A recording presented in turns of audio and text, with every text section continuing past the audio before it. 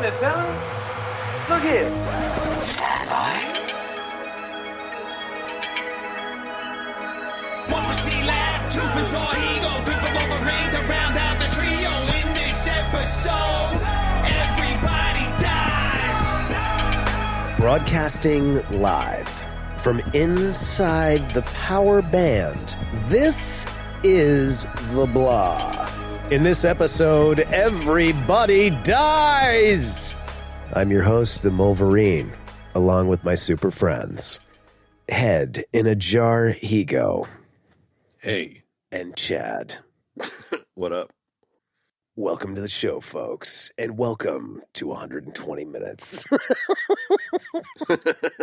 This week, we're talking about the 2004 classic treasure movie, National Treasure, starring our favorite person and friend of the show, Nic Cage. Our favorite Superman. Yes, John Voight and Justin Bartha and Diane Kruger and good old the Beaner himself, Sean Bean. And, of course, Harvey Keitel. Let's get into it. High level. There was some buckles swashed in this movie. Buckles were swashed, man. First watching for me, it was a very silly, enjoyable buckle swasher. How have you never seen this movie, dude? I don't know. I mean, having watched it now, I can totally understand how I had never seen this movie, but it was fun. Yeah, but you're into treasure movies. I just don't get it. I mean, am I? I guess. I mean, I thought we all agreed that we all were, but yeah. I guess I was wrong. Maybe that was my fantasy about last week's conversation. No, yeah, you're right, I suppose. We were talking about, I don't know what we were talking about. Probably Goonies or something. Well, we did Romancing the Stone, and that was like a treasure. That was like a treasure. I am into treasure movies, I suppose.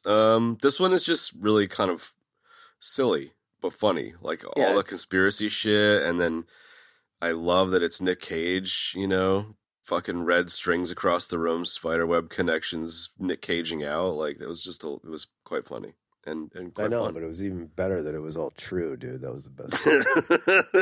All right, Ancient Aliens. Hey, we get an Ancient Aliens honorable mention in this show. When Yaskier dropped that reference, I cracked up. Right? That was good. Yaskier. So that's my high level. I had a fun time. It was silly as fuck, but I had a fun time. All right. Benny, what do you got? Bear barrel. Uh-oh. Womp womp. I remembered really enjoying this on my first watching. Oh, boy. And then I watched it again. Then I watched it this time. I don't know. I didn't hate it. It just didn't, like, knock my socks off, you know? I was just kind of like, whatever, you know? Right. Sure. Not meh. Not like, I wasn't underwhelmed. I wasn't whelmed. It was just kind of okay. I was psyched to see Harvey Keitel. That's for sure. It's good to see his face. That's weird. I wonder what happened there. That's strange. It was amusing, you know. It was a fun watch, but it just, I don't know, didn't blow me away. Got it. And probably just had to do with whatever my mood and whatever the maybe just too many treasure movies in a row or something. I don't know. Too many now. Oh man, no. Maybe we were so stoked on treasure movies like a week ago, man. Wow. Talk about our all-time backfires. Okay. Yeah, right. Finding it hard to articulate. I guess the Davinci Did you Code's find out it? for next Did you week, see this then. one? What? No, no treasure movie next week. put that on the whiteboard. Yeah, Chad. let's not do that. Let's not do that one. Let's not do that. So I don't. Are you done? Sorry. Are you done? Yes, I thought you were going to ask a question, but No, he's going to ask himself a question. No, the only question I was going to ask you was because I kind of felt like we had the similar experience with this movie. Did you watch this back when it came out? I mean, I didn't go to the theater to see this, but I saw it when it came out, like in that 2004, 2005 time frame. Yeah, I want to say I definitely saw it around when it came out, and I was psyched to see, a treasure hunt movie. And it was kind of a different premise, but yeah. Yeah. Okay. So, like I said, I saw this around the time it came out. It's my favoriteest movie. You're such a epic. Next to Airborne, this movie is so good. Well, this is arguably a much better movie than Airborne. Oh, there's no fucking doubt about that, sir. No question. No question. Airborne it's is not even in the same age. category. They're not even on the same planet, man. Airborne is a coming of age epic. So, this movie, I saw it back then, and it was one of those things where, like, I remember seeing the ad for it on TV. And I was kind of like, I remember, and having an orgasm. Oh my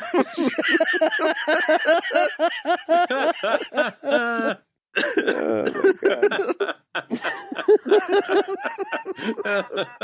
That was that little old lady in my head, Chad, was, are you wanking? Yeah, exactly. No, not that, dude. Don't. That's there's family friendly, dude, and then there's just being disgusting. Hey. That person.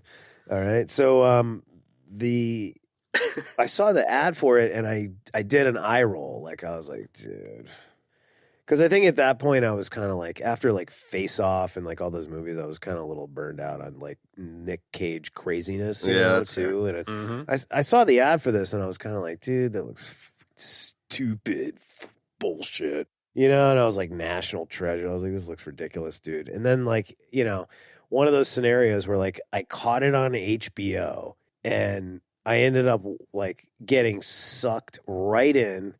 Loved the movie. I was like, this is great, man, you know? Watched it numerous times because, you know, HBO effect and all that. And then the second one came out. Loved that. Loved them all. Just was waiting for the third one to come out. Really enjoyed the whole premise. Really enjoyed the franchise. I love the idea. You know, treasure movies are great. I love the idea of like these kind of hidden treasures and like in America, in American history and beyond. And like, I just thought that was such a cool concept, man. And I thought the execution was really, really good and was waiting for the third one that never came out. And so, yeah, I love this movie, dude. I watched it twice and I watched the second one. So I'm wanking. You wanking? I love it. I don't think I've seen the second one. No, same. It's great, dude. It's got Bruce Greenwood in it. How could you not watch it? You were wanking. Fuck, man. You know I was. Yeah, you know it, dude. He plays the president. Oh, Bruce. Okay. That's Bruce. See, now you're going too far. Oh boy. Well, you got to edge on Bruce. There's a Super Troopers reference there. Sorry. Yeah. Okay. You're not in on the joke. No, you still gotta watch that one. We're gonna be doing jokes that you're not in on this week. Kino Fantastiqe? Yes. It's Afghanistan animation, chief. So, anyway, let's jump in, man. All right. You touched on it a moment ago, and I hadn't really considered the Nic Cage fatigue post Face Off, etc. And I definitely vibe on that. Like, I definitely feel like there was. Yeah. I love Mr. Cage, but right? I had that period as well, where it was just kind of like, all right, man. Yeah. Let's take a break. I feel like that was definitely a real thing, dude. Like definitely after Face Off, and I just like The Rock and like all those movies came out. I feel like around the same time, that kind of mid to late '90s time, and I was just like, dude, enough. Yeah, I have to go back and watch it, but I feel like it culminated in Ghost Rider for me. Oh yeah, I mean, you're I never saw probably that right one. on the money there, dude. Yeah, I saw that once or twice actually. That had Sam Elliott in it. Probably the only saving grace of the movie, maybe. I believe at one point in time I had the DVD, but yeah. Wow. I love it. I think I just bought it randomly, you know, like they used to $5 bin at the grocery store. Yeah, in the bin. Like, you know, like, yeah, exactly. Like candy on the way out of the grocery store, they would have like DVDs, like, oh yeah, you know, at Best Buy, like just like on your way out, and you're like, oh, I haven't seen that. Nah, fuck it, whatever, I'll buy it. You know? Yeah. Mm-hmm. $2 chuck. Yeah, because it's so cheap. You're kind of like, how could I not buy it's like the movie watching equivalent of a nip. There's just like empty DVD packets in the parking lot. That's exactly right, man. Well, that's like what. Go ahead. I don't even think it was that cheap, but anyways, it wasn't like the $2 bit. It was like, you know, it had recently come out or whatever, so it was like $16 or something. But sure, still not that bad. That's how I felt about Romancing the Stone. So when we did that, I was like, I got to rent this movie, and so I went on Vudu, and it was like rent it $3.99, buy it $5.99. I was like, oh, that's a no-brainer. I'll just buy the damn thing. Yeah. So yeah, I got my nip that week. I love it when that happens. Right? That's good. But I think that like 2024 me enjoyed Nic Cage in this, but I think back in the day me would have been like probably said Nic Cage wasn't really that good in this, you know? Like it was a bit too Nic Cagey, but it works now in a nostalgic sense. It like works. Okay, go ahead. That's all. Just like it works not retrospectively. Yeah, it does. That's you know, weird. The appeal here for me is just how kind of fucking dumb it is, you know, like. Well, why is it so dumb? Like, what is so? Well, dumb it's about like this movie? like we've Bruckheimer action wank fest, you know. Can I jump in? Yeah, please really do. Quick? Yeah, I think it's dumb. There's a lot of like, you know, it starts off with the Antarctica thing, right? And he's like, oh, the iron pen. Oh, that means like, you know, like he's just like jumping to like he's like having all these like intuitions and jumping to conclusions and like, you know, it's pure conjecture, like as far as anybody's concerned, but you know, he happens to be right or whatever, and it's just like, you know, watching Nic Cage do that. Yeah. Like it's so in great. retrospect, it's charming and funny and great. But at the time, yeah, I probably would have been like, oh, this fucking turd. Like, stop it. No, okay, so now I can get on board with that. Like,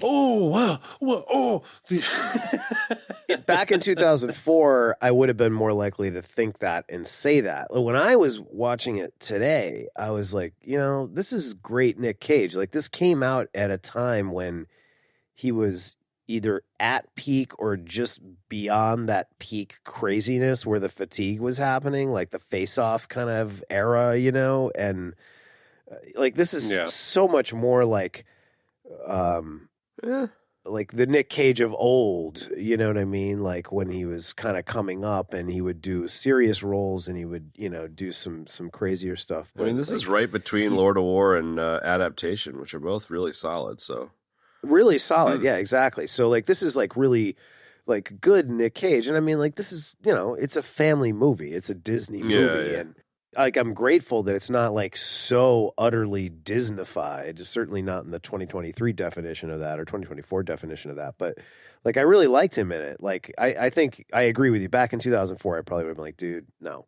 Yeah. But like as I was watching it today, I was like, yeah, I like the way he did this part. And like to your comment, Ben, like the guy, and I've also seen these movies like a zillion times. So it's like he's a total wealth of historical knowledge, man. So for him to like be puzzling that out based on his knowledge base, like that's not that big of a leap. It's pretty funny though. Like you got to admit it's funny, sure. But it's like, I mean, it depends on how you take... Iron Man, Sean Penn, Penn and Teller's magic tricks. It's that Penn and Teller show in Las Vegas. It's like, you know what I mean? He just pulls the shit out of nowhere. We gotta go to Las Vegas. We gotta go to Vegas now. It's so funny, man. I love it. And that was my favorite. Like, not so fast. It's like... Sean B's like, let's go steal it. My background is in stealing shit. And he's like, no. And then he's like, we need to steal it from the stealer. We're going to heist it from the heister. It's like, okay, man. You know, like, let's go to the Library of Congress and get all of the plans, Yaskier. It's so funny. But dude, it's like, I know, but it's like Goonies, man. It like, is kind of. You're kind of like, You're painting it like it's like Flash Gordon, but like it kind of is. It's the Flash Gordon of Goonies, dude. Like Goonies is no. It's like Goonies with adults though, which is less charming because maybe. Yeah, but I don't know. I feel like between like all the insane amount of historical facts that he's laying down and the intricacy, which the whole puzzle, right, that takes place in the film is laid out, like it gives it like a lot of credibility to be a great fun story, man. You know what I mean? Like that's how I took it anyway. Yeah. I mean, it's great. It's just, you know, like you can pick it apart if you want to. Yeah, and I didn't want to. And I enjoyed it. So and I want to. And I think that's I found I didn't want to. I was just like, haha, that's funny. Like this is romper stomper, nonstop balls to the wall movie, and like I had a good time. But like I could totally see how you'd end up wanting to pick holes in it. Yeah, I could kind of see it. I don't know. I never had that kind of experience with this film, dude. I really like this movie. Yeah, totally. I can see why you did, like it's in your wheelhouse too. You love this kind of shit, Yeah, it's like a fun treasure movie, and I'm pissed they never came out with the third one, quite frankly, and I'm pissed that they just, Disney did a Disney and just deep sixed the whole thing for no reason. There's a third one that's on IMDb that has no cast yet, so it looks like they're doing one. Right, exactly. But that one's been in like development hell for years and years and years. Really? So like, the thing about it was that the movie was like a total under the radar kind of like. I mean, I myself was just like, dude, that looks so stupid. And then I watched it, and a lot of people watched it and were like, dude, this is actually really good.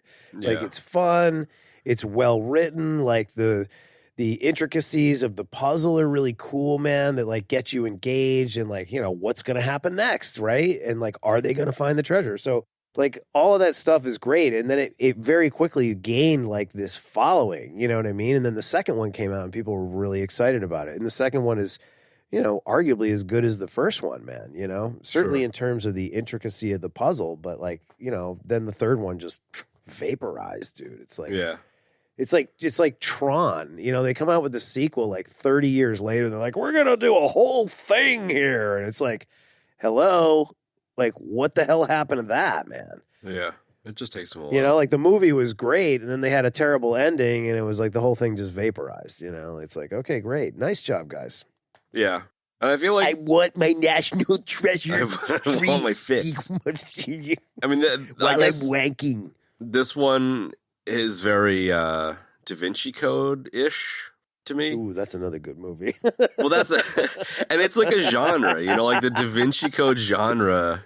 It's like the Tom Clancy of treasure stuff, There's like the Indiana Jones treasure stuff, and then there's like the Tom Clancy version of it, which is kind of like Davinci Code or like this. And they're like kind of different things, Like I would argue that Goonies isn't a Davinci Code style of treasure movie, for example. No, but I would the reason I brought Goonies up was because it's like I would say on par with this in terms of like where it sits in kind of reality. In the complexity of the story and like like when you watch Goonies, the way they figure out the clues and all of that stuff is very similar to this movie. Genius. Well, whatever, dude, but it's exciting and it's not outside the realm of possibility that Sean Astin or Ben Gates could, figure all of this stuff out, man. And like, it's fun to think that it could be. I mean, I guess that's where I sit with like, I like it. You know what I mean? Yeah. I just, I guess where I stand with the difference between this and Goonies is it's more charming watching kids do that. Yeah. Than it is watching that's true. Fair enough. An adult do it, Fair enough.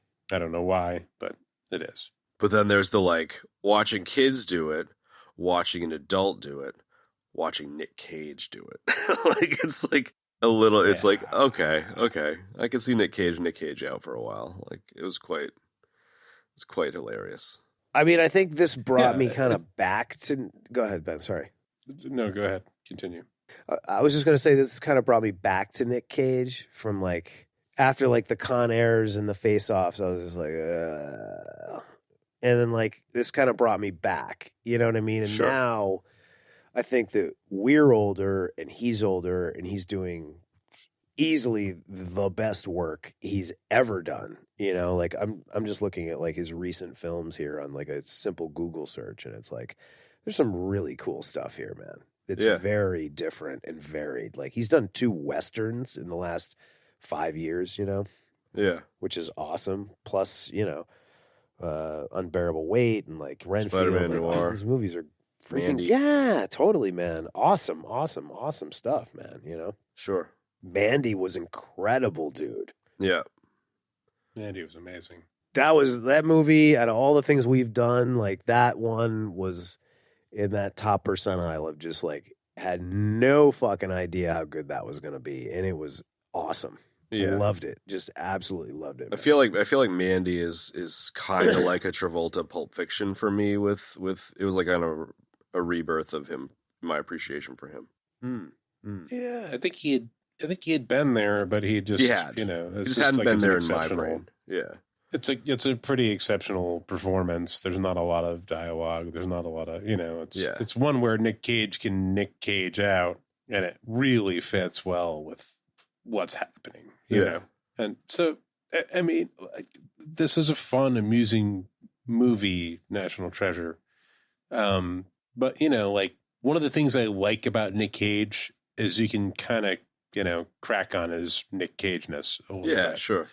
Like, there's just something like meta funny about Nic Cage being Nic Cage, and it's all over the place in this movie. So it's not a bad thing per se. It's just like, an extra added meta entertaining bit. Yeah. Yeah. He's clearly in on the joke. No, I'm with you, dude. Weight, but the funny thing about this movie is that I didn't think that he was like, I mean, it depends on how we're defining like Nic Caging out. But like in this movie, I was like, well, this is, more like a straight acting role. You know what I mean? Like he's not doing anything like crazy like what he normally does, man. It's kind of, it's pretty straightforward, man, the way he's playing the character. So I don't know. It's like I almost had the opposite impression. Yeah, that's and that's fine. I'm not like trying to say he's like insane in this movie. It's pretty subtle by comparison to Castor Pollux Face Off, but there's still something there that's just like indelibly Nic Cage, like that's what makes him so endearing. I mean, there is something. I like man. It, absolutely. I'm not sure what we're arguing about here, but no, we're not arguing. I'm not arguing at all, man. I was just saying, we have two different. We obviously have two different. You keep coming back, being like, I don't know, I didn't see that, and I'm like, yeah, I can, I get it, but I did. So, well, I think to answer that, I think part of that is that you and I often see things very similarly in terms of like what we dig and what we watch and how we react to these certain films. Like, I mean, if you go back and listen to every ratings section, it's like we're mostly aligned on most of them. So when we're disaligned, I'm always very curious as to why, you know what I mean? Because I just find that fascinating. Like I'm never really surprised when Chad is hating on something that we like. Like that's a pretty normal scenario, yeah. or vice versa, man. So that's the only reason I did that too. No, it's subtle, dude. It's not. We're not misaligned per se. We're just seeing things slightly differently. Sure, I think. Yeah. To me, Nic Cage is kind of Nic Cage in any movie. Yeah, that's totally. Yes. But that said, he's also, and I think like it's easy to forget this, and I certainly did for a number of years because you kind of get caught up in that Nic Cage-ness, is that he is a really good actor and he's a really capable actor too, man. Sure. Like, he won the Academy Award for Leaving Las Vegas. Yeah, that's quite a performance. And like, he's just like, he's just awesome like that. Him dressed in priest garb, screaming, doing a choir scene in Face Off is like how he is seared into my psyche, though. Yeah. Yes. Yeah. Unfortunately. Yeah. Fortunately and unfortunately, unfortunate as that may be. To me, it's an endearing thing that I can see that that Face Off performance in sort of all the performances. And I personally enjoy that. Like I like it. Yeah, it's a plus. It's a plus, not a downer. But yeah. It's like some movies you love and you love to rag on it a little bit. Sure. That's sort of where I'm at with this. I got you. It was kind of nice experiencing Nic Cage as Brendan Fraser in The Mummy. There's a bit of that in here. There's like some kind of call outs. Seeing him in another form of a heist movie, I don't know. It's like it's not really espionage-y, but like it's just heisty, I guess. A little bit. But the Brendan Fraser Mummy thing, I think, is enjoyable here. It's like it's a heist movie, but it has that historical bent, like the Indiana Jones kind of thing. Yeah, it's just a lot of fun. And the fact that it's like America fuck yeah is kind of funny. Like, go steal the Declaration of Independence. You know, it's kind of like, okay, dude. Benjamin Franklin's glasses. Like, okay, bro. You know, like, it's just I fun. love all that stuff, dude. I think it's freaking great. I think, you know how like when Chad hates on a movie and then he wants you to hate the movie? I'm like the opposite. I don't want you to hate it. I just think it's funny, man. No, but like you want me to hate those second two Matrix movies. I do want you to hate the second Matrix. You want me to hate the first three Star Wars? I do. Yeah, actually, you're dead right here. And Lord of the Rings in its entirety. Yeah, that's fair. That's fair. It's just those three mega franchises that I want you to hate, along with the MCU. Oh, I do hate that. Don't worry. Everything post Infinity War sucks. I don't know. The American fuck yeah stuff is I don't know. It's pretty funny. Like, I love it. Makes me feel good about America. Not feeling good about America right now. Yeah. So I like that.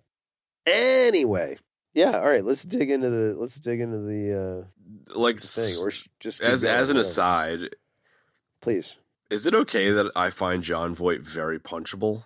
Yes. Yeah. He is the most punchable fucking person. Like, I just want to punch him. No, he's got a punch me kind of face. You know, it's not very fair to Jon Voight, but I just want to fucking sock him in the jaw. He's a beloved actor in my mind. But I feel like it's a good example of like, I don't like him as a human because I want to punch the characters he's played, and I think that's totally unfair. That is unfair, but it's valid. You know, like, I mean, that's the whole, like, you know, we've hated actors because of parts they've played. I mean, like, that's the best compliment you can give, you know.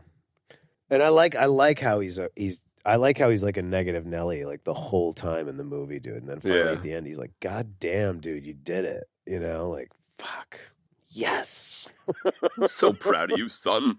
I love that. It was great. Right in the treasure room, man. That's pretty much all I have to say about Jon Voight. Okay, great. Punch him. I will say there's like, I don't know why this is a very, I guess, a Nic Cagey kind of thing, but when he finds those glasses, dude, and he meets the other two, and they're like, "What did you find?" I could not stop saying this all day today. Some kind of ocular device. Some kind of ocular device. Some kind of ocular device. I like how it's kind of going Shatner a little bit. It was, man. I don't know what happened. I thought I had honed it today. You had it. Clearly but then not. It just like, clearly not. I want to see a Shatner national treasure. Some kind of ocular device. Captain Kirk, what did you find? Some kind of ocular device. Star Trek whale movie reboot, National Treasure 3. I found some fancy glasses. That sounds like Nic Cage, dude. But they were some kind of ocular device. Like, why were they like 3D glasses? Like one lens was like red, the other was blue. There was like because there were different layers on the back of the map, dude. Man. And that's what he discovered when he finally got nabbed by Sandusky in Philadelphia, and they chained him to the desk. And Sandusky's sitting there playing with the glasses while they're talking, and he's noticing that he can see something different on whatever the piece of paper they're sitting on. And he's like, you know, he says there's more to it. And then when they go back and they look at it again, when they go back, he had already seen that it said here at the wall. And then when he looked at it with the other lens, it said Parkington Lane. So there were different layers depending on which colored lens you were looking through. In your ocular device. In the ocular device. In the Oculus VR device. Some kind of ocular device. Yep.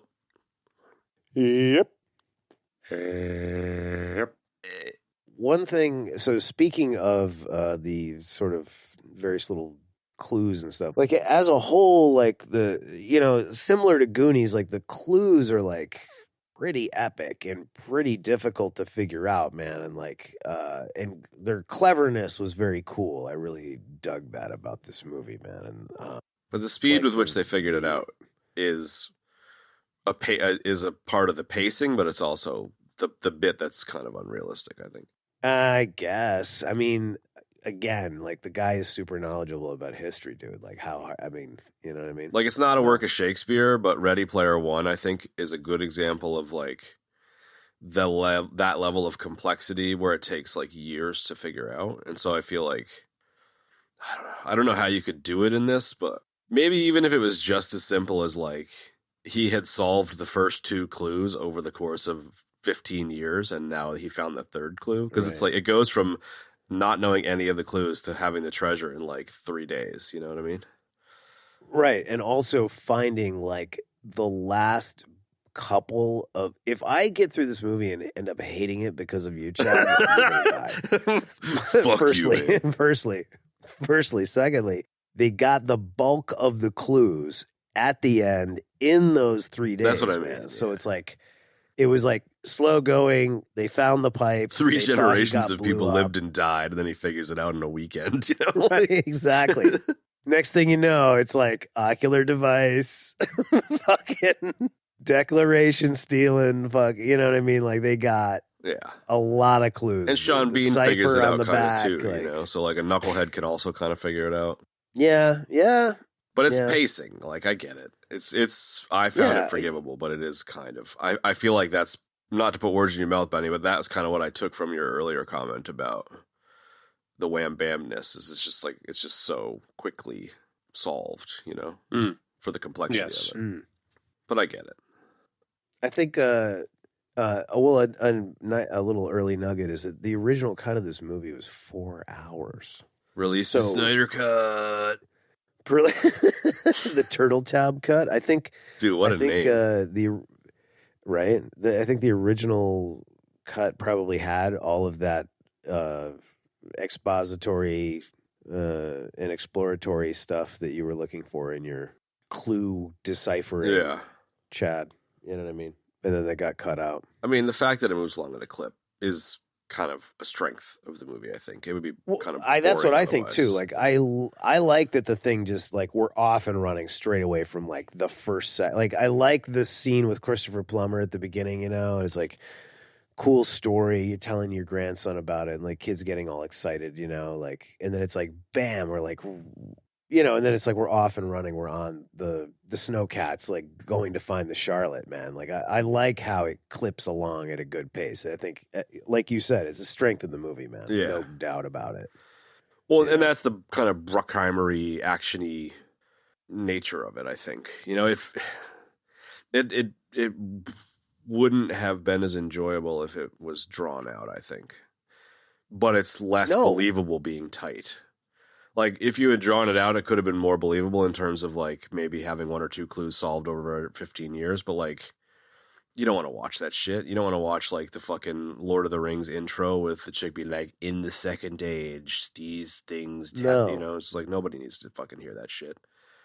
No, but I don't know if it's either that I don't care or I just don't have a problem with. I think it's just the audience doesn't care. They're like, okay, cool, whatever.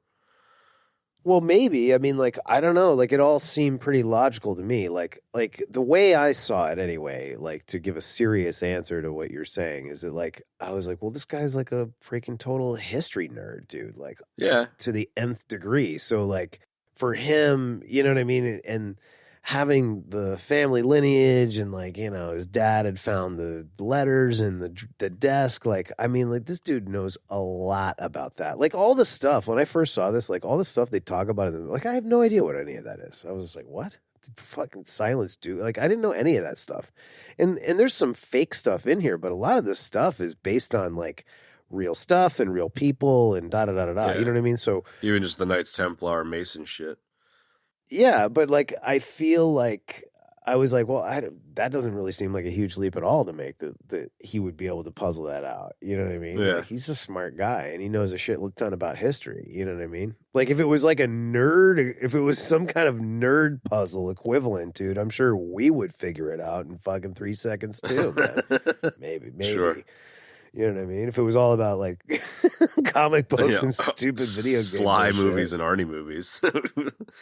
You know, but I mean, to your point about Ready Player One, like, I think if I'm remembering that movie, I know you guys have read the book. I'm not as familiar with that property as you are, but like, my understanding is that it took the kid and everybody a long time to figure out the clue that the guy left, right? 20 years or 15 years or something, yeah. Okay, so fair enough, right? But you also read the book first, and it's like you get to read all of that and see all of that. That's not even that. I mean, they don't spend a ton of time on that in that movie either. No, not really. And to I suppose to the broader point, like in a book you can do that. It doesn't really translate to a movie. It'd just be a boring ass movie. The first act would just be like retelling the like how we got here, instead of just like let's get going.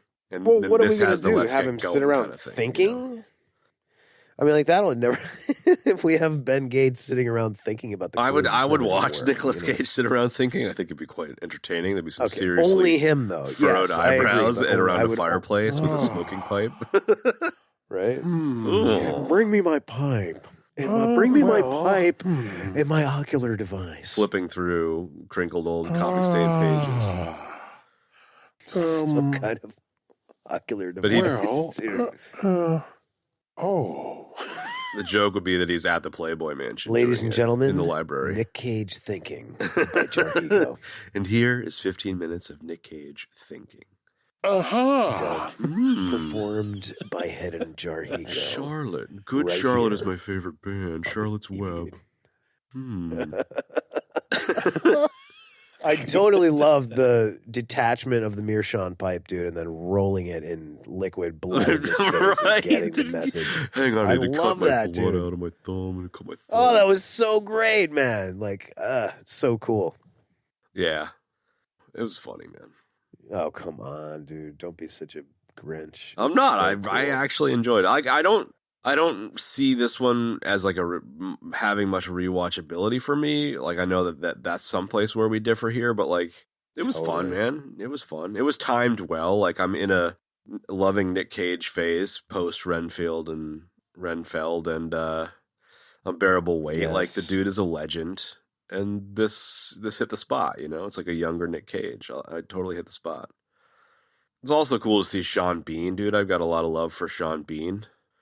How could you not, dude? One simply does not solve these clues in 10 fucking seconds on a long weekend. Very nice. Nice reference, dude. One does not simply It's just one does not simply stroll down to Antarctica and figure out the clue to Charlotte. Find a fucking boat. I loved when Jaskier was like, the continental drift of the ice pack based on thermodynamics puts it right about here. I loved how he was totally shining the guy on, dude. It was he great. Asked the question. It was awesome, man. I don't know. I like Justin Bartha. He's the perfect 90s fucking yuckity yuck schmucky fucking comedy dude.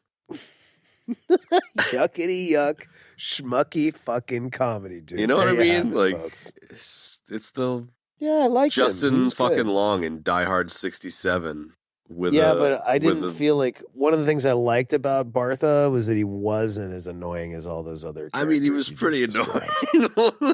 I didn't think so, man. I thought he was funny, dude. He was like harumphing around the place. I like when the guy's like prison and he's like Albuquerque. Yeah. See, I can do it. Snorkel. Snorkel. Oh, that was funny, dude. Yeah. I don't know. Good shit. He was a perfect 90s era dude. There you go. But yeah, man. Sean Bean. Love you, man. Meow, meow. Ned Stark. Meow, meow. I forgot he was Ned Stark. I'll take a death for that. Oh, you can take a death for that. Dude, he's died. I think this is one of the only movies he hasn't died in. Dude, I saw something that said that he won't do movies that he dies in anymore, which I think is great. Yeah, I think it's awesome, dude. There you go. Bean Ned Stark. The Bean Ned Stark death. Okay. Diane Kruger, love interest. Diane Kruger. Love her, man. She was so excellent in Inglorious Basterds, dude. I loved her in this too, man. I think she's Helena Troy. She was Helena Troy too. That's true. And she's quite fetching, I must say. Geez. She's a stunner, man. Oh, jeez. She is a stunner. And a great actress, dude. I really liked her in this too. I like the character. I gotta do Inglorious Basterds again. I've only seen that once. I've only seen it once or twice, dude. I need to do like a full-on sit-down. Do it. No distractions. Have we done any Tarantino movies? We did Pulp Fiction. That was it. Well, we could. Yeah, I don't know. I liked her character. I liked the whole thing she had going on. It was great, dude. It's another classic love interesty, swashbuckly bullshit trope, but they played together well. You know, they had some good chemistry. Oh, they were just like turbo history nerds. You know, I love that too. Yasker's like giving him shit about being such fucking dorks. Like it's funny. And then he called them freaks at one point. Yeah, too. It was great. He was like, "Oh, I'm so sorry. I had to save the declaration." She's like, "I would have done the same thing." He's like, "Really?" Right. Such dorks. So nerdy, dude. It's great. Super nerdy, man. Did you guys see the alternate ending stuff on YouTube? For this? Yeah. No. There's like an alternate ending. So it's like, oh, okay, I'll check that out. And I like, there were 2 or 3 different videos on YouTube about it, and I clicked on one, and it was like, it was a piss take where it was like in the grass, and she's like, here's a map for you. And he's like, what is it? And he looks at it, and it's just like a stick figure picture of a chick, and it just says an arrow to her, and it says my pussy. And it was some dude made it as a joke.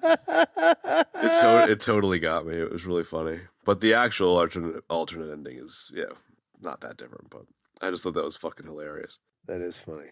Yaskier in a Ferrari is pretty good. Unable to drive it. Yeah, that was great. The classic, I'm a new rich guy, can't drive it. Bitching about his 0.5%, you know? As a total fucking Kev-worthy offshoot cul-de-sac, did you guys recently see that DeMuro where he bought a white Lamborghini Countach? Doug DeMuro? Yes. Yeah. No, yeah, I really liked that. It was great. He's like, yeah, fuck it. I did it. Good for you, Why man. Not? It's like it's the car. It's got the stuff and the style. It sucks. Yeah, it's too small for me. I could have bought a Ferrari. Fuck it.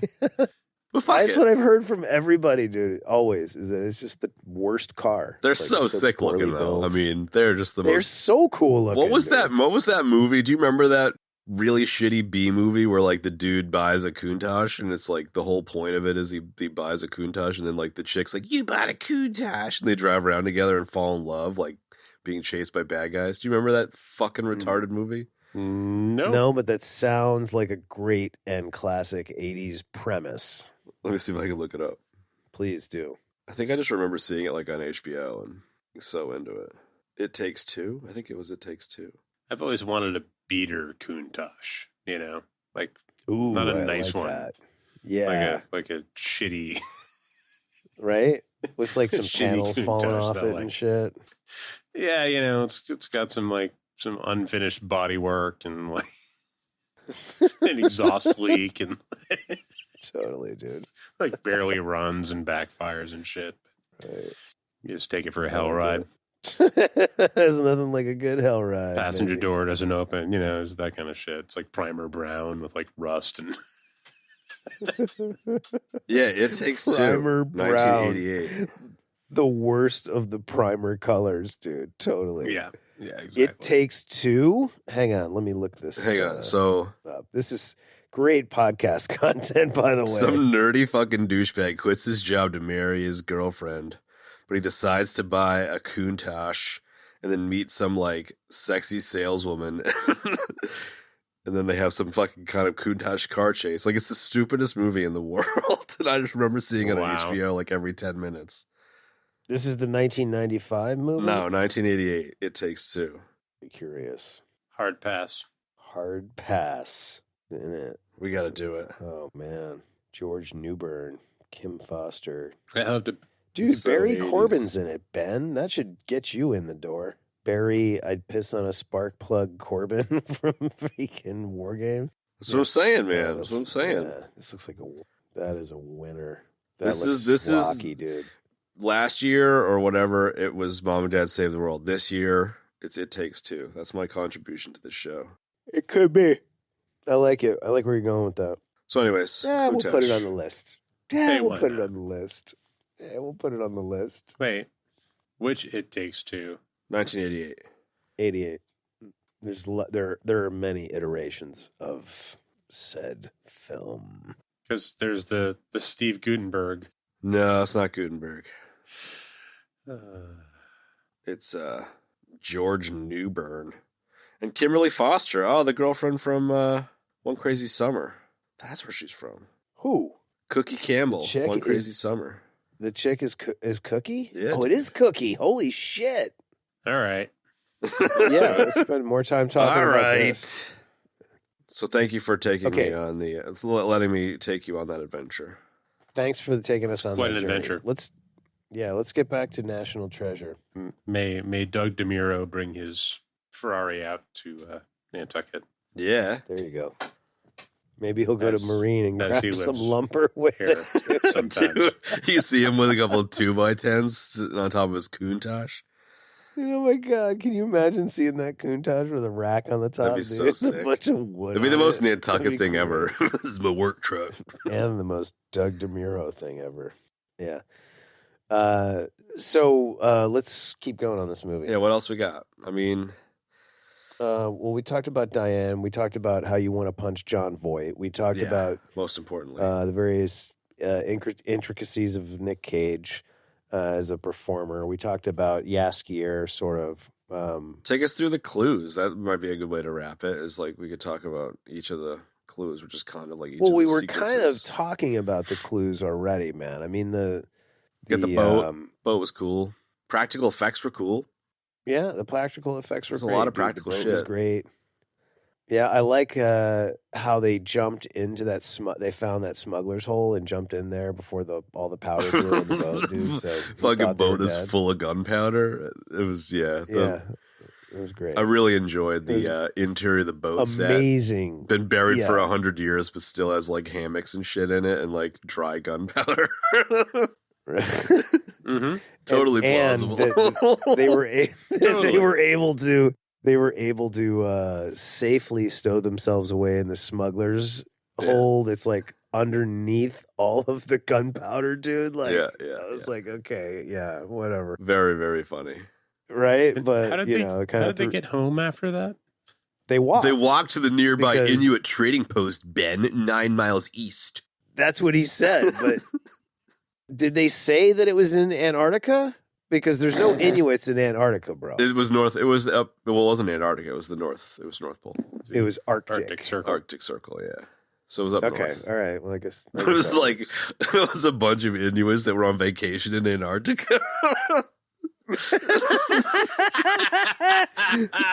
That's where Inuits go. Like, I'm going to Disney World. They're like, dude, I'm going to Antarctica. I think there's an Inuit. It's like Florida for. Yeah, exactly.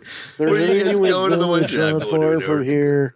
We can catch a ride on a dog sled. Slithering like I've a got my razor. alchemy device. Oh, that I hope you brought your snowshoes. It's about 9 miles. Do Yeah, do right. do do do do do do do do. Do. Wish I was an Eskimo. Yeah, man. That's where they go. So it's where the Huskies go on their vacation. They go down to Antarctica. I love that idea. That is now canon in my life. The circular motion. Rub it. Rub it. Zappa, I love you. The other night we were out trying to make conversation with a bunch of people at like a birthday party. And one of the questions that was asked was if anyone living or dead could officiate your wedding, who would it be? And everyone was like naming all this random shit. And I settled on Frank Zappa. I'd like Frank Zappa to officiate my wedding. I think he'd do an excellent job. Very nice. Very nice. Nanook rubs it Absolutely. in. Okay, so back to the clues. Inuit village, yep, check. That's how they got home. No problem there whatsoever. All good. Totally fine.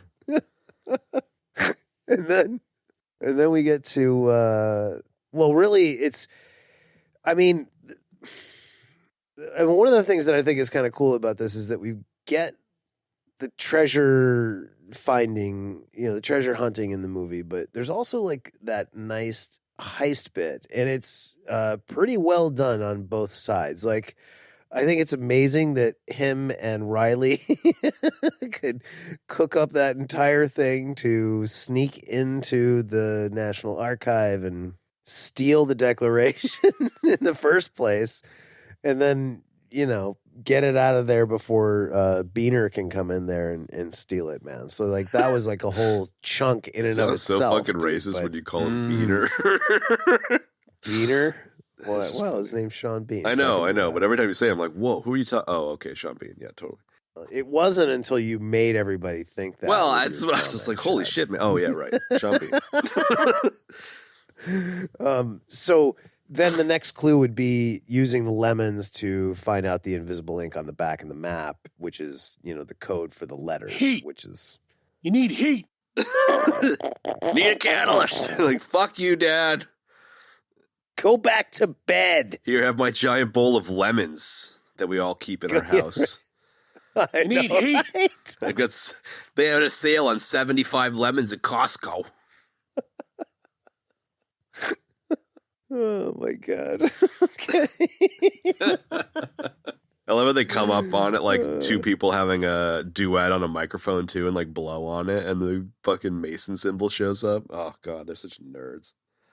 Oh, it was so great, though, man. There was like great nerding out in this movie, dude, about history. Come on. It was pretty good. I like how she was so pissed and like is on the verge of like, calling the FBI on him, but she's so curious as to what he's talking about that she kind of goes along with it, which is totally plausible as well. Right? I mean, she's not in danger of losing her job at all, dude. So, and I love when he like later in the movie, he's like, Dr. Chase had nothing to do with any of this whatsoever. It's like, okay, right. Okay, man. Somebody's gonna go to prison and somebody's gonna lose their job.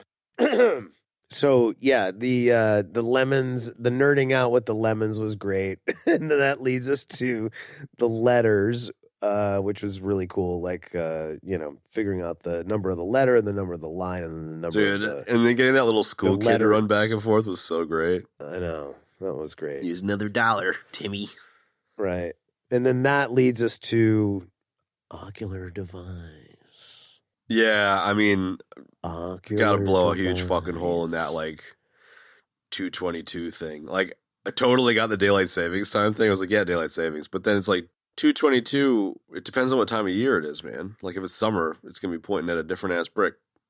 That's my gripe at Kev for this movie. No, that's a legit gripe, dude. That was actually in the Nugs, man, in the Let's Not Make Nuggets Fun IMDb, yeah. No, and you're right. That's exactly right. It would be different literally every day. So It's like, you'd have to hit it at the right day of the year. It would have been great for this movie, because this movie is this movie, for them to be like, oh, well, that time is in an hour. It has to be right. Like, whoa, it just so happens to be February 22nd. I honestly would have preferred that. I think that would have been hilarious.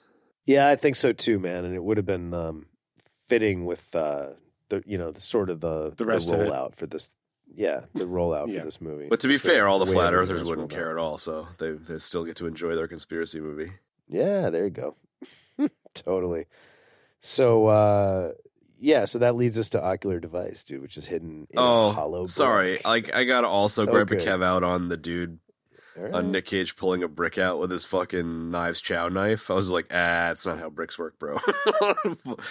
It's like like a soft clay or something. Really? They don't work that way? You don't just score it a little bit around the edge and then it just pops right out? Just get your knife in there a little bit and just... Take you half a fucking day to get that one brick out of there, dude. Oh my God. Having done that before, holy shit, I wish it were that easy. Take a half a day and you would ruin your knife. 100%. Dude. You'd have bloody knuckles from punching John Voight and it would take you all day. Yeah, I agree. So yeah. Dusty fucking trash bins, gripes a Kev. Thank you. Rant over. Okay. It's a great shot. I'm starting to hate this movie. You better watch out, man. Ruining my beloved national treasure. But then there's the chase scene. They're like, let's split up. And then I love it when Helena Troy jumps behind the deli counter. I'm hiding from my ex-husband. Oh man, with the tropey, with the sassy black girl. I was you want some sugar? Whatever she says, like it was great. No, she says, "Unless you're a steak, you do not belong back here." Yes, but then she gives the bald guy some shit too. She definitely gives him some shit. Unless but you're a I steak. liked in the overall structure of the movie. This was one of a few, unbelievable as it may be, action scenes that I thought was well done. Like, whatever your level of suspension of disbelief, like, it's a great action scene, just like the escape from the aircraft carrier. Sure, you got to give Nic Cage some chase scenes. Like, it's probably in his goddamn contract. Right? Yeah, it's mandatory, dude. Mm-hmm. Yeah, it was good. I liked it, man. I liked that whole Philadelphia chase scene was great. The aircraft carrier escape was clever. Like, it was awesome, kind of too clever, but it was so clever. It was so clever that it was clever, so bad it's good. It was so over the top that it was enjoyable. Definitely. They had a whole thing on lock, man. They jammed up the microphone and the earpiece, dude, and flew the helicopter right at the right time, man. It was awesome. It was pretty crazy. Jump in the water with an extra scuba tank. It was great. And they would have digied the shit out of all that nowadays. So it's nice that they actually shot it practically in New York. Like, that was cool. I agree. I really did enjoy a lot of the there's obviously a fair bit of digital shit here, but even just like the crazy staircase at the end was half real, which is pretty, and like all the tunnels and catacombs and shit were mostly sets and shit, which was cool. Yeah, did you read about that? No, there was a cool 10-minute behind the scenes on YouTube that I watched, and it showed a lot of that stuff, which was kind of cool. Oh, nice. Yeah, you could tell that a lot of the sets were practically done, man. Yeah, it was cool. It's just nice that they put in the effort. I don't know. Well, it pays off, man. I mean, it's so, it's like when you're watching a movie like this and they're like unearthing all of this old stuff, dude. It's like, it's cool to like, your eye can tell the difference, man. It's like just there's like all those carpenters and all of those guys that do all of that set stuff, man. It's just like cool. It's amazing how they can just take a bunch of styrofoam and make it look like ancient shit. I watch a lot of Adam Savage's shit on YouTube. Yeah, he does a lot of that stuff. I really have a love for it. It's cool. Yeah, dude, it's really great. Like the whole stairwell with the dumbwaiter system and that massive chandelier was like super cool, man. Yeah, I really like that a lot. The fact that go ahead. Sorry, go ahead. No, I'm just nerding out about how much I love this movie. Go ahead. No, I'm cul-de-sacing here just because I think you guys would appreciate this. Not sure if you saw it, but Adam Savage just reworked his whole cave. And so he's got his workshop, and it sounds like you saw this, Benny, but for Kev's sake, he went and met with the ILM guys. There was an ILM building in the Bay Area that was shutting down. It was one of the oldest model studios from ILM, and a lot of Star Wars and Return of the Jedi and shit was done there. And there was a wall of materials, so tube stock and all kinds of crazy stuff, and there was literally just going to go in the skip bin, and he's like, I'll take all this shit and be the steward of it all. And so he actually has 2,000 pounds and huge giant racks of all these materials, and it's all the materials that were used in all these movies, and rather than have them split up, he's he offered to keep them together, and so he's got them in his shop now. It was really fucking cool, man. Wow. It just is a recent couple of 40-minute videos about it, and it's just such a cool piece of the history of model making and stuff. So I'd recommend checking that out. It's pretty cool. I could do that. So it sounds like you saw that, Benny? No, I have not seen that. Oh, cool. Yeah, no, it's pretty fresh. But yeah, he reworked his cave around kind of that. It's really quite cool. Because I kind of feel I've seen that it exists, but I kind of feel like Savage now in the YouTube space is it scratches that itch of all those old Fangoria magazines and shit from you back in the day. He just kind of does some of that stuff, and I love that kind of stuff. He's kind of like the modern equivalent of Fangoria, man. The magazines that had all of the special effectsy, practical stuff, That would would love Fangoria. Going into the hub in Nantucket and not buying the magazine and just sitting on the floor and flipping through them, you know what I mean? Totally, dude. And it's a total cul-de-sac, but it fits with the practical shit here. I just have such a fondness for when they do some practical shit. Yeah, I'm sorry, I forgot that's where we started with this. Yeah. Wow, 1,000 shot Nerf blaster. Close YouTube. It's your fault, bro. You can't get pissed. Yeah, no, I really I'm a big fan of practical effects, and I think what's kind of cool now in 24, even though I'm feeling just nobody seems to be able to write an original script or is, capable of like going, okay, we want to do something different than just doing it. I do like that we kind of went through like the infancy phase with the CGI and everybody kind of blew their wad about that. And now filmmakers are like, okay, well, let's take a step back and like, practical effects are kind of coming back in as like, okay, this is going to work way better here. And it's cheaper than, using CGI so heavily, I think. And Benny brought it up like back with Prospect, dude. Like that was an amazing example of practical. Oh man. On a budge. Yeah. Totally. Pipe gun and everything. Totally. It was great. I just don't like, I was listening to something the other day and it was saying the She-Hulk series cost like $300 million. And like, I have no opinion about the series. Like, I don't care, but like, spending that much money on a series, it's like, you can't tell me that it's cheaper to do it digi than it is to do it at least half practical, man. Like, no, I don't think so, man. I think that I remember back when all that stuff was really ramping up, and like everybody was like, oh, everything's going to be on computers. It's all going to be digital. And it's just like, yeah, no, I don't think so, bro.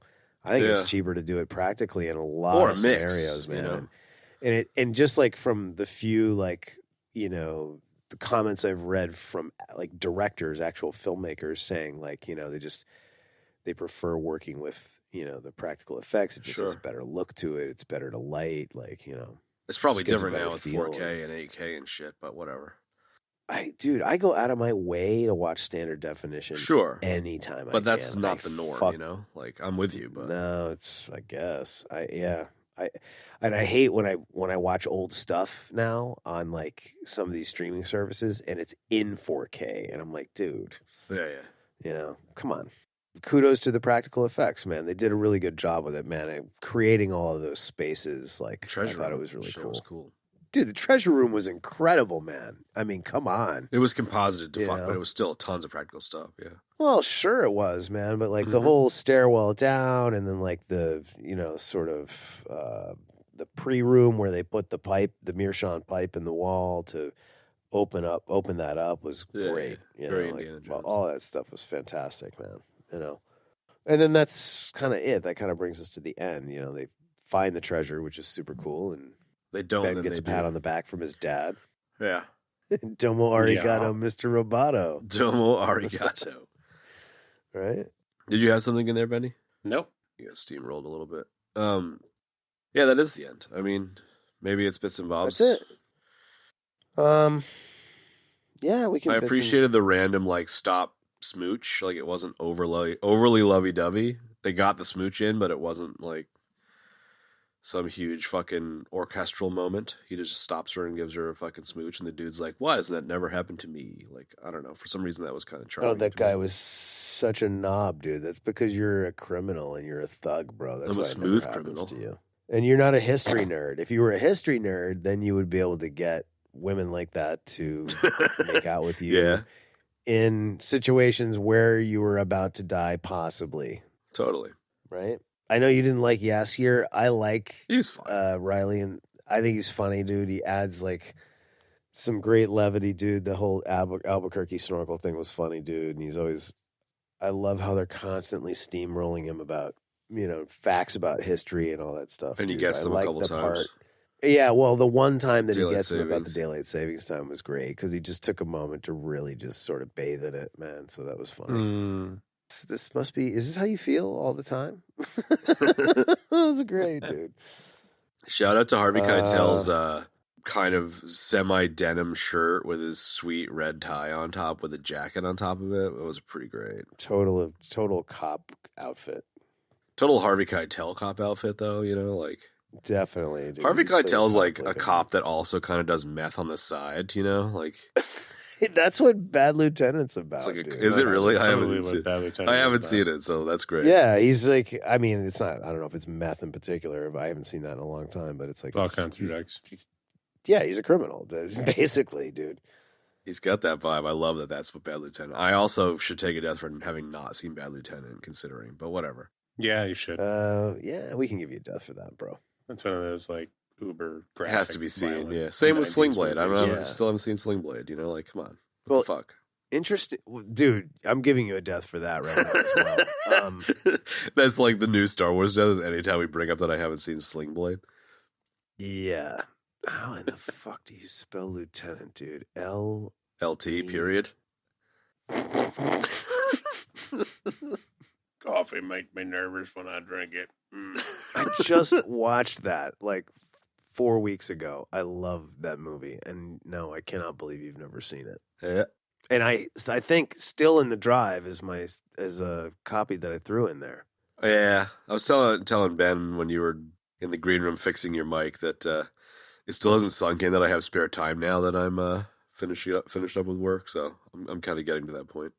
Oh, it's lovely, dude. Soon All enough. right, so what else?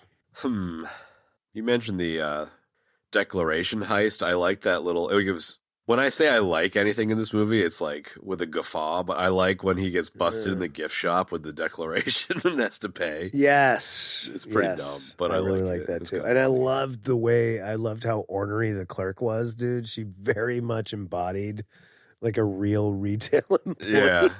Dude. Kind of like subtle DMV vibes in there.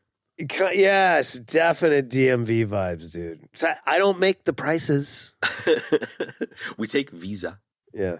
What else? Shout out to Diane Kruger for doing her own stunts on the back of that truck.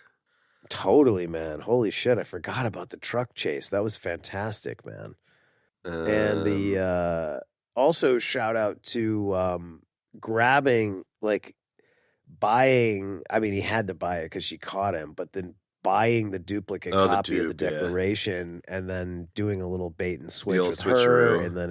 and then again with Ian, which very was cool. Rick and Morty heisty. Yeah. So, you son of a bitch, I'm in. You son of a bitch, I'm in. Yeah. What else?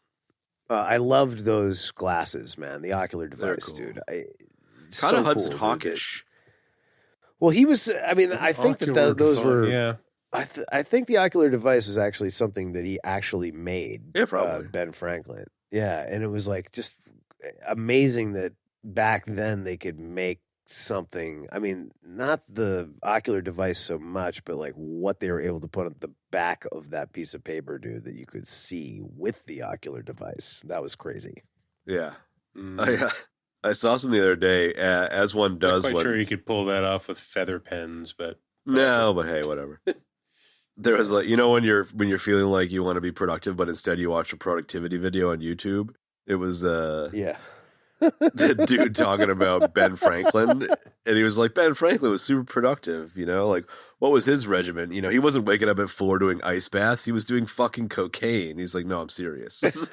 I guess Ben Franklin was just fucking banging lines of coke and inventing shit, which I just think is great.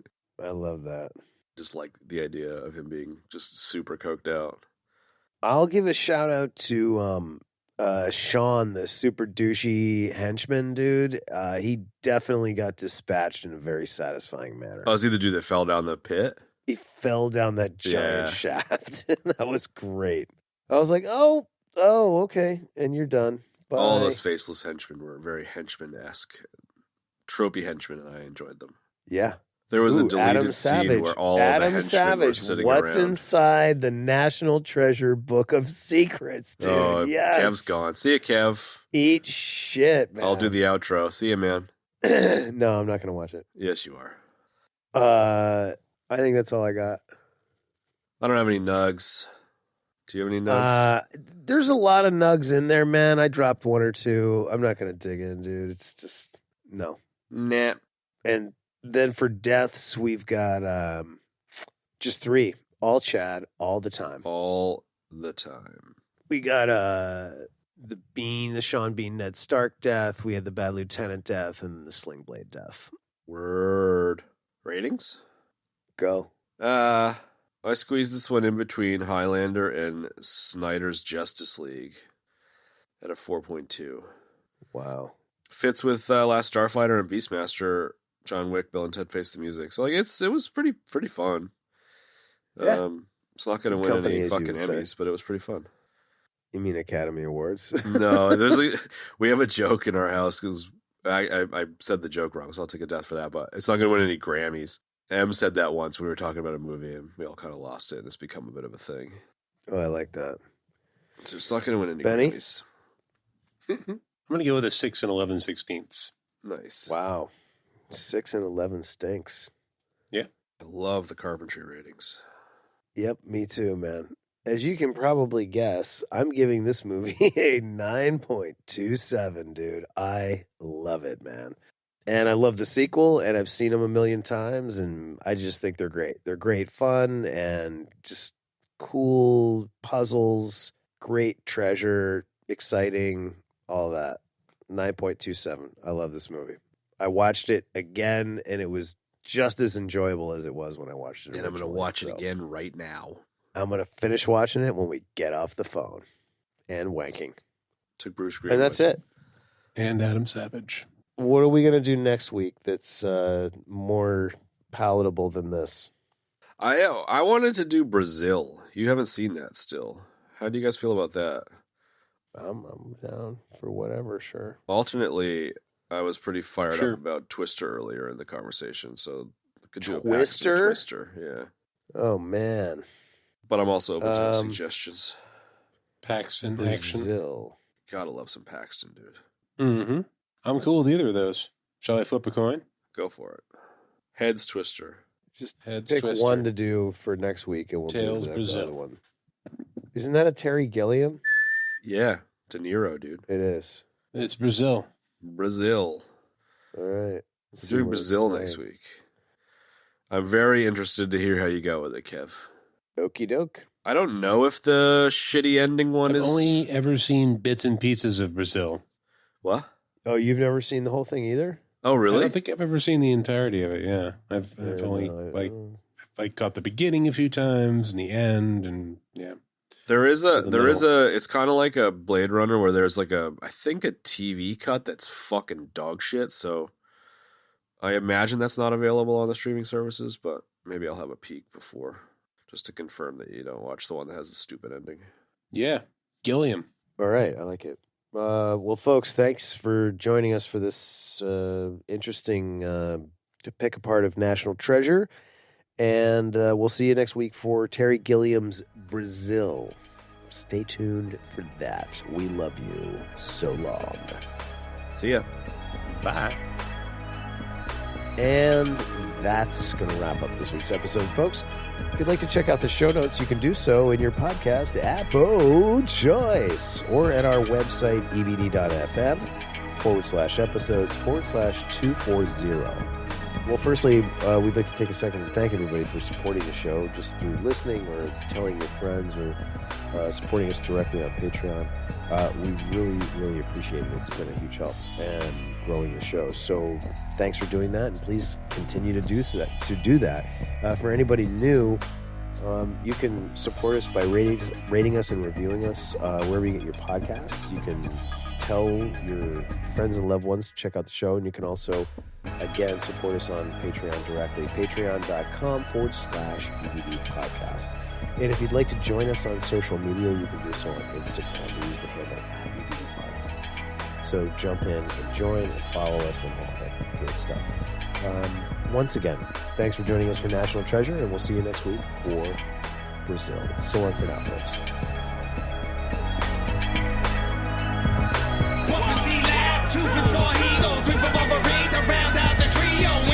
Episode, everybody dies.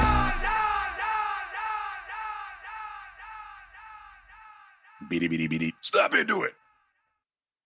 Oh, broadcasting live from inside the power bands. Everything sucks. This is the blah. Fuck you.